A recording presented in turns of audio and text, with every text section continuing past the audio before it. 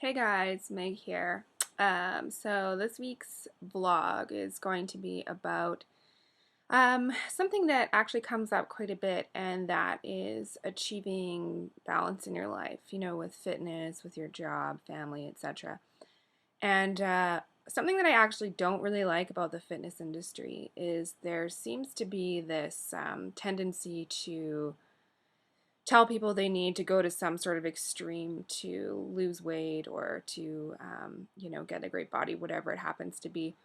You'll see these posters with train insane or remain the same, or all of these messages about pain and sacrifice and all these super dramatic things.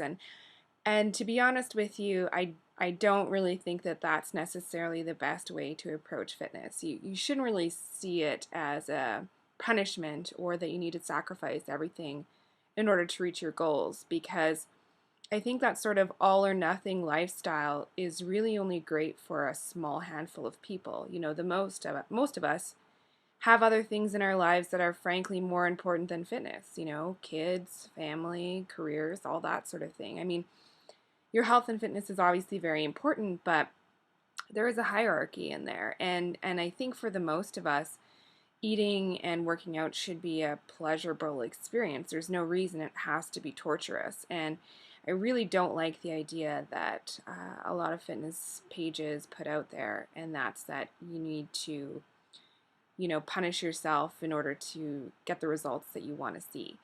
You don't need to be dedicated 24/7, 365 to see results. I mean, I'm walking proof of that. Anybody who's been on a fat loss journey for any length of time can also attest to that.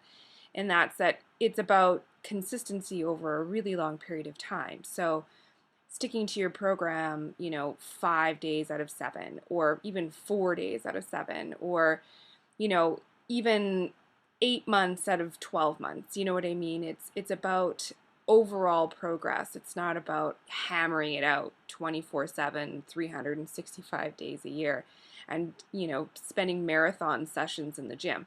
Because let's face it, when it comes to fitness, more is not more. You want to be doing as little as possible and still achieving results. You don't want to be spending 3 hours in the gym in order to see what you want to see. That's not necessary.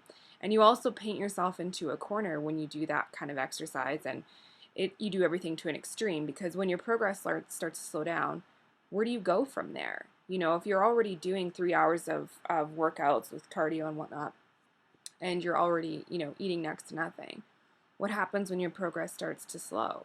You have nowhere to go from there.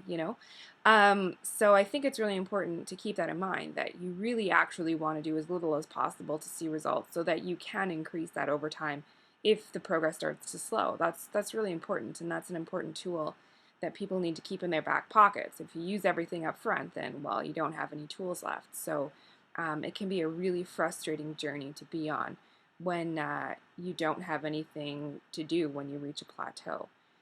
So, those are kind of my thoughts on these sort of extreme fitness motivation programs and these, this punishment and all that stuff. It's really not about punishment. It's about improving your health, and about finding activities that you love to do and that you enjoy, and finding a diet and fitness program that integrates well with your lifestyle.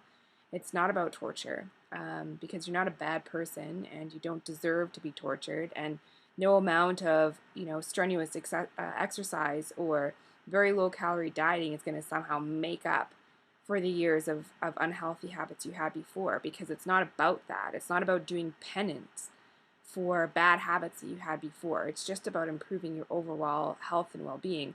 And health and well-being is also mental. It's also a psychological state of mind.